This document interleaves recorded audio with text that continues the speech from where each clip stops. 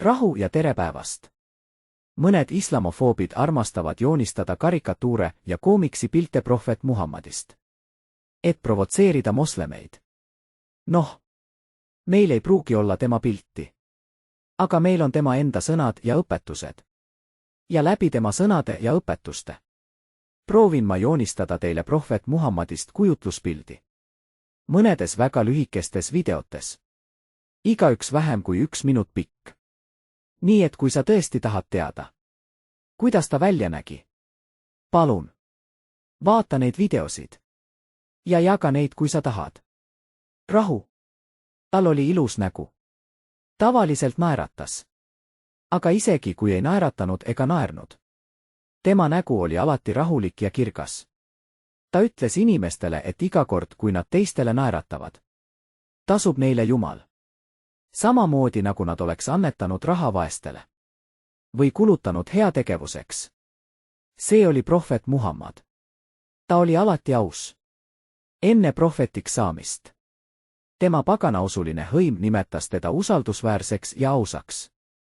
Ja tema olulistes õpetustes prohvetina on öeldud, et tõeline uskuja ei saa iial olla valetaja. See oli prohvet Muhammad. Ta austas kõiki inimesi. Mehi ja naisi. Valgeid ja tumedanahalisi. Araablasi ja mittearaablasi.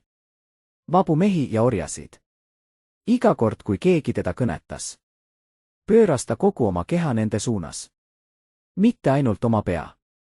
Andes neile kogu oma tähelepanu. Ja ta iial ei rääkinud inimestega upsakalt. See oli prohvet Muhammad.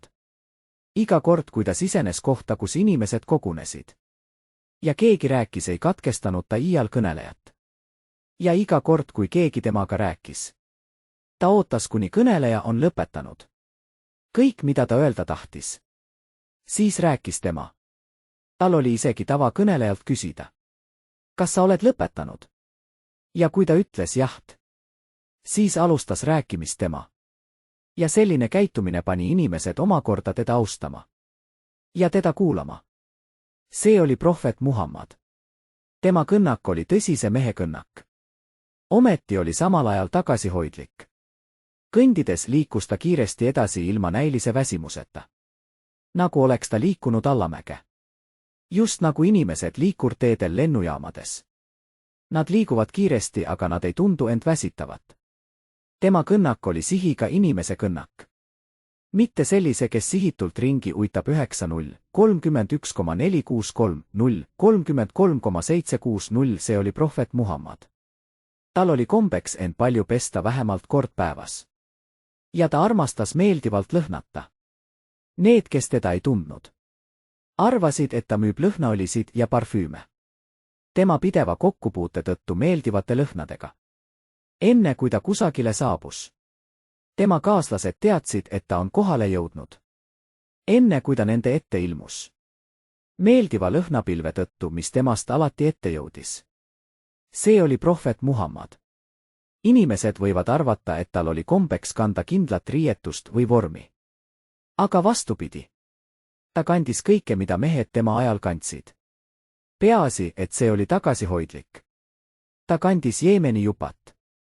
Ta kandis turbanit. Ta kandis kumrat. Mis on kutra või pea peale pandud riie. Ta kandis kulunsuvat, mis on müts. Ta kandis Rooma rõivastust ja kopti rõivastust. Ta kandis pükse. Ta vältis ainult seda, mis oli suursugune või priiskav ja seda, mis oleks võinud tema jaoks Jumala teenimise raskeks teha. Õigupoolest lõikas ta ükskord rõival varrukad ära. Sellepärast, et nad olid üleskeeramiseks liiga kitsad vudu või pesemise jaoks. Mida viiakse läbi enne palveid. See oli prohvet Muhammad. Ta oli erakordselt suuremeelne. Üks mees väljendas imetlust rõiva vastu, mida ta kandis 3-0, 09, 221, 0, 11,127 ja küsis, kas ta võiks selle endale saada. Nii võttis ta selle otsekohe seljast ja andis selle talle. Võime öelda, et ta sõna otseses mõttes annaks sulle särgigi oma seljast. Nii kaua, kui ta leidis midagi, mida anda, ta ka andis. Ja vaestele oli kombeks kirjeldada tema suuremeelsust. Öeldes, et ta oli nagu tormine tuul. mis sajab ja valanguna tuleb. See oli prohvet Muhammad. Ta oli erakordselt tagasihoidlik. Kord üks mees teisest hõimust sisenes tema telki, et temaga rääkida. Ja ta värises erutusest. Olles vahetus läheduses. Suure juhiga. Seega prohvet ütles talle. Võta rahulikult. Ma ei ole kuningas, ma olen lihtsalt ühe Quraishi hõimust pärineva naise poeg, kes sõi vana kuivanud leiba. Ja kord üks mees lähenes talle. Ja püüdis tema kätt suudelda. Siis ta ütles, ära kohtle mind nagu ühte kuningatest. See oli prohvet Muhammad. Tema naine rääkis, et tal oli kombeks maja koristada. Parandada oma riideid. Parandada oma jalatseid. Ja isegi oma pere tarbeks kitse lüpsta. Tal oli kombeks küsida oma naiselt luba, et veeta öö palvetades ja imetluses Jumalale. Tal kutsus oma naised igal õhtul kogunema. Selle naise majas, kellega ta öö veedab. Ja nad kõik koos võtsid osa kergest einest. Seejärel rääkis ta neile nalju ja mõistatusi, kuni nad kõik naersid. Ja neil oli lõbus olla. Kord küsisid nad temalt. Kes meist on sulle kõige südamelähedasem? Ta ütles. Lubage, ma vastan homme. Õhtul läks ta igaühe juurde nendest nende majja. Ja andis igaühele mündi. Järgmisel päeval. Kui nad temalt küsisid. Kes meist on sulle kõige südamelähedasem? Ta vastas. See, kelle käes on münt. Niisiis olid nad kõik õnnelikud. See oli prohvet Muhammad. Ta õpetas moslemitele, kuidas oma vuntse trimmida. Kuidas eemaldada kehalt liigseid karvu. Kuidas eemaldada kaenlaaluseid karvu. Kuidas eemaldada karvu intiimpiirkonnast. Kuidas küüsi lõigata. Kuidas juukseid kammida ja kuidas habet hooldada. Ja kuidas hambaid harjata. Ja loomulikult. Kuidas end pärast tualetis käimist puhastada. See oli prohvet Muhammad. Ta ei olnud iial vihane isiklikel põhjustel või isiklike solvangute tõttu. Ta oli vihane ainult siis, kui pandi toime kuritöö või patt. Siiski ei lasknud ta iial vihal viia end enesevalitsuse kaotamiseni. Suurema osa ajast oli ta väga rahulik. Kord saatis ta oma noore abilise Anase ülesannet täitma. Aga teel olles nägi noor Anas mõningaid lapsi mängimas. Niisiis ta ühines nendega. Ja unustas oma ülesande. Ja prohvet nägi teda. Aga ta ei karistanud teda ega pannud teda piinlikkust tundma teiste ees noomimisega. Ta lihtsalt kutsus teda armsa hüüdnimega. Ja ütles. Onais, mine tee seda, mida ma sulle ütlesin. Anas ütles. Ma teenisin prohvetit rohkem kui 10 aastat. Ja selle aja jooksul. Ta ei süüdistanud mind iialgi. Ega öelnud mulle, miks sa nii tegid. Või miks sa naa tegid. See oli prohvet Muhammad. Iga kord, kui ta aevastas. Ta kattis oma näo ja ei aevastanud valjult. Seejärel tänas ta Jumalat aevastamise eest. Teda ei nähtud iial haigutamas. Ja ta õpetas inimesi haigutades suud katma. Ja et nad püüaks haigutustele vastu panna. Ja mitte haigutada valjult. Ilmsel seetõttu, et haigutamine levitab laiskustunnet. See oli prohvet Muhammad. Ta julgustas inimesi teineteisel kätt suruma kallistamise ja suudlemise asemel. Ja tal oli kombeks meestel kätt suruda. Ja ta ei tõmmanud kunagi kätt eemale käepigistusest. Enne kui teine inimene esimesena kätt eemale ei tõmmanud. Ja inimesed armastasid temal kätt suruda. Ja kirjeldasid, et tema käsi on suvel jahe ja talvel soe. See oli prohvet Muhammad. Ta oli geniaalne, erakordselt arukas. Alati teadlik sellest, mis tema ümber toimus. Ta oli ainulaadselt objektiivne. Väga energiline. Hästi organiseeritud. Ja tal oli erakordne mälu. Ta plaanis alati ette. Ta teadis, mis peab tehtud saama täna ja mida võib edasi lükata homseks. Läbi ajaloo on olnud inimesi, kes olid silmapaistvad. Poliitikas. Ja mõned majanduse alal. Ja mõned sõjalistes oskustes. Ja mõned juhtimises. Tema oli kõike seda kombineeritult. See oli prohvet Muhammad. Ta oli sentimentaalne. Ja ta ei tundnud kunagi piinlikkust oma tunnete väljendamise pärast. Kord seisis ta oma ema haua ees ja nuttis vaikselt. Peaaegu 55 aastat pärast tema surma.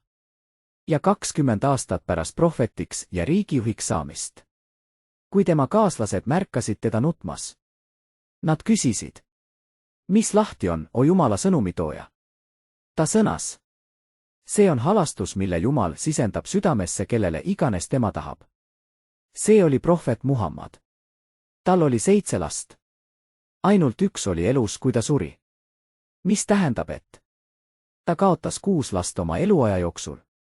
3 nendest olid noored pruudid, kes olid äsja abiellunud ja naisteks saanud 17,616,019,687, aga kui sa loed tema biograafiat, ei tunne sa, et ta oli kurb mees, kes on ilma jäänud 6 lapsest. Kõik tulenes rahulolust sellega, mida iganes Jumal tema jaoks valis. Ja tema täielikust alistumisest Jumala tahtele. See oli prohvet Muhammad. Ta valas pisaraid, kui beebi Ibrahim suri. Ja teda mattes ta ütles. Tõesti, süda on kurb. Ja silmad on ülevoolavalt pisarais. Ja me oleme muidugi kurvad sinu lahkumise tõttu, o Ibrahim. Kui üks tema noortest kaaslastest seda nägi, hakkas ta karjuma ja halama kaastundest. Aga prohvet ütles talle. Vaikselt nutmine on halastuse märk. Aga karjumine on saatanast. Niisiis isegi kõige raskematel hetkedel oli ta õpetajaks ja eeskujuks. Sel päeval, kui tema poeg suri, leidis aset päikesevarjutus. Siis inimesed ütlesid. Päike on varjunud Ibrahimi surma tõttu 16.048,401,049,409, aga tema ütles. Ei päike ega ka kuu varju kellegi surma tõttu. Isegi kõige raskematel aegadel. Ei unustanud ta oma rolli õpetajana 20.01.326.01.02.655, see oli prohvet Muhammad. Ta armastas lapsi ja lapsed armastasid teda. Tal oli kombeks suruda kätt lastel tänaval kõndides. Ja iga kord, kui ta tuli tagasi teekonnalt. Medina linna lapsed jooksid tema poole ja hüppasid lustis tema külge. Ja ta lubas neil sedasi teha. Seejärel küsis ta oma kaaslastelt abi, et nad kannaksid mõningaid lapsi. Ta võttis oma 2 tütrepoega oma seljale ja tallus põlvedel. Näideldes, et ta on kaamel. Ja ta ütles neile. Milline suurepärane kaamel teil on? See oli prohvet Muhammad. Kord läks ta külla oma teenri Anase perele. Ja leidis ees tema väikese venna Abu Umairi nurgas istumas. Kulmukortsutus näol 4-0-12,247-0-15,122, seega küsis ta, mis Abu Umairi vaevab. Nad rääkisid talle, et tema lind suri äsja. Niisiis istus prohvet lapse juurde, et teda lohutada. Ja rääkis talle. O Umair, mis juhtus Nukhairiga? Sõna lind araabia keeles on Nukhar, mitte Nukhair. Aga prohvet tahtis, et ta naeraks. Ta ütles seda viisil, mis riimus poisi nimega. Umair, Nukhair. Õieti jätkas Abu Umair selle loo jutustamist, kuni ta vanadussurma suri. See oli prohvet Muhammad. Kord läks ta turule mõningast kaupa ostma. Üks tema kaaslastest püüdis teda kauba kandmisel aidata. Aga tema ütles. Kauba omanik vastutab ise selle kandmise eest. Ja ta kõndis kaup käes. Samal ajal, kui kaaslane kõndis tema kõrval tühjade kätega. Kord kutsus ori teda einele. Ta võttis orja kutse vastu ja läks tema majja einestama. Ja ükskord nõrga aruga naine tuli tema juurde ja muudkui rääkis segaselt ja viis teda siia ja sinna Medina linnas. Ja tema muudkui kuulas teda kannatlikult. Vahele segamata. Et mitte riivata tema tundeid. See oli prohvet Muhammad. Oma kaaslastega rääkides. Ei võtnud ta iial istet samal ajal, kui tema kaaslased tema ümber seisid. Ja teda ei nähtud kunagi oma jalgu välja sirutamas, kui ta koos oma kaaslastega istus. Kui ühe kuninga käskjalg tuli Medinasse kirjaga prohvetile. Ta ei leidnud kohta, kuhu minna ja kiri üle anda. Kui ta küsis prohveti asukoha kohta, vastati, et ta on koosolekul oma kaaslastega. Seega läks ta nende juurde. Kui ta kohale jõudis, ei osanud ta vahet teha, kes oli prohvet. Sellepärast, et ta istus keskel oma kaaslaste hulgas. Nagu kõik teised. Ta riietus nagu nemad, ta sõi nagu nemad. Ta elas samasuguses majas, nagu nemad elasid. Ta oli üks nendest. See oli prohvet Muhammad. Kord teekonnal olles. Tema ja ta kaaslased tahtsid kitsetoiduks tappa. Niisiis üks nendest ütles. Mina tapan ta. Ja järgmine ütles, et tema nülib. Ja järgmine ütles, et tema küpsetab. Ja prohvet ütles. Mina kogun puidu. Ta valis kõige raskema ülesande. Sest piisava puidu kogumine 11.024,085,025,312 kitse küpsetamiseks võis võtta väga palju aega ja nõudis pingutust. See oli prohvet Muhammad. Kord maadles ta Abu Rukanahiga, kes oli võitmatu maadleja. Siiski sai ta temast jagu. Abu Rukanah ütles, et pole võimalik, uuesti. Niisiis maadles prohvet temaga uuesti ja taas võitis teda. Abu Rukanah anus veel üht võimalust. Seega prohvet võitis teda kolmandat korda. Abu Rukanah lausus. Ma vannun Jumala nimel. Et sa ei saa olla keegi muu kui prohvet. Ta ei olnud lihtsalt üks õpetlane, kes on mošees ja viib läbi õppetööd islami kohta. Pigem. Ta elas islamis koos oma kaaslastega. Sellepärast ei nimetata neid tema õpilasteks. Või isegi jüngriteks. Nad olid tema kaaslased. Sõna otseses mõttes. See oli prohvet Muhammad. Ühe pika reisi ajal. Oli väga palav ilm. Ja prohvetil ja tema kaaslastel oli ratsaloomadest puudu. Selle tõttu otsustati, et 3 inimest jagavad ühte ratsalooma.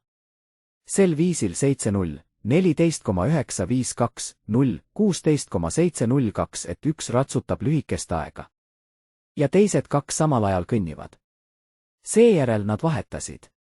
2 kaaslast, kes temaga jagasid tema ratsalooma, tahtsid oma ratsutamiskorrast loobuda. Et lubada temal kogu aja ratsutada samal ajal, kui nemad kõnnivad. Aga ta keeldus. Ja ta ütles. Kumbki teist ei ole suuteline kõndima rohkem kui mina.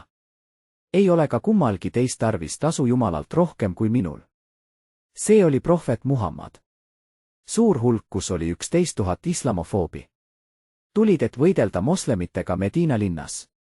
Ajal, kui moslemite sõjavägi oli ainult umbes 700 sõdurit.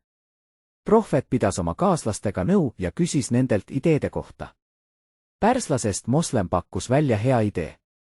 Et nad kaevaksid kraavi, et takistada vägede jõudmist Medinasse. Prohvet joonistas professionaalselt Medina linnakaardi. Otsustas, kus täpselt peaks kraav asuma. Jagas tööjõurühmadeks. Igal kindel vastutus ülesande ees. Mõned kaevama, mõned liiva vedama. Ja enda jagas ta nende hulka, kes liiva vedasid. Et keegi ei tunneks ennast teistega võrreldes vähem olulisena. Ja kui mingisugusel põhjusel ei saanud keegi töötada, pidi ta isiklikult prohvetilt luba küsima. Sedaviisi. Ajaks, kui väehulgad Medinasse jõudnud olid, oli seal umbes 2 miili pikk kraav, 5 meetrit sügav ja 5 meetrit lai. Neid Medina linnast lahutamas. Ja neid takistamas seda ründamast.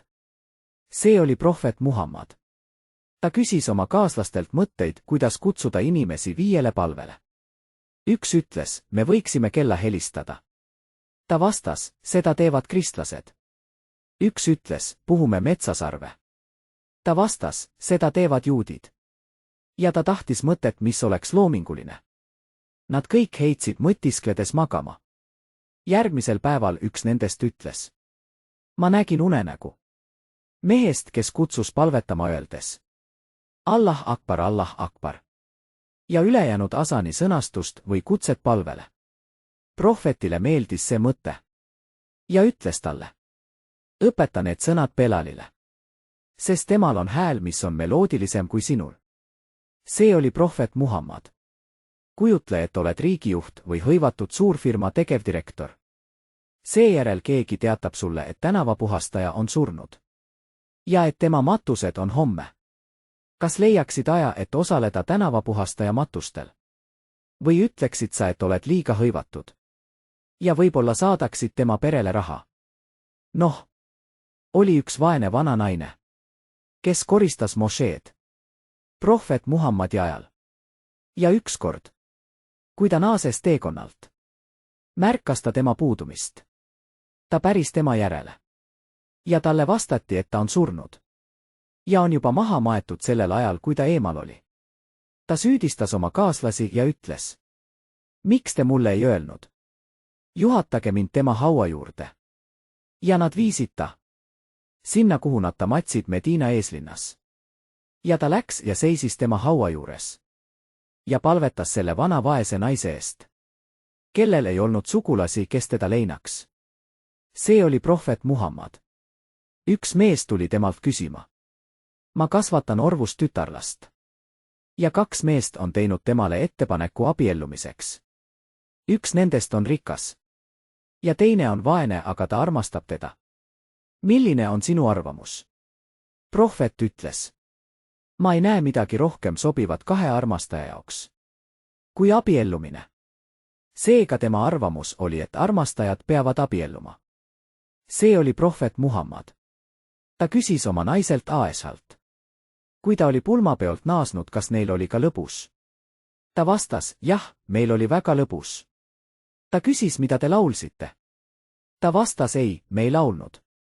Ta ütles: miks te ei laulnud? Te mekkalased pole enam Mekas. Ja Medina inimesed armastavad laulda. Miks te ei laulnud neile Atainakom, Atainakom? Ja ta isegi soovitas laulu, mis oleks pulmapeo jaoks sobiv olnud. Sisserändajana ei olnud tema jaoks probleem uute traditsioonidega kohaneda uues ühiskonnas. Et ühiskonda sulanduda, kuni need traditsioonid islamiga ei vastandunud. See oli prohvet Muhammad. Kord vestles ta oma kaaslastega mošees. Ilmselt sellest, mida islam õpetab. Siis liitus nendega noor kaaslane. Ja tema turban ei olnud sobivalt kinnitatud. Seetõttu tegi prohvet pausi keset vestlust ja kutsus teda. Ja seadis ta enda ette istuma. Siis sidus ta ise tema turbanit. Ja ütles talle, et sedaviisi tuleb oma turbanit siduda. See on sarnane sellega, kui tänapäeva imaam teeb pausi oma kõnes mošees. Siis kutsub kellegi kuulajaskonna hulgast ja kohendab tema lipsu. Noormees tundis end au sisse tõstetuna, et prohvet isiklikult sidus tema turbanit. Ja ta ei sidunud iial enam oma turbanit lahti kuni surmani. See oli prohvet Muhammad.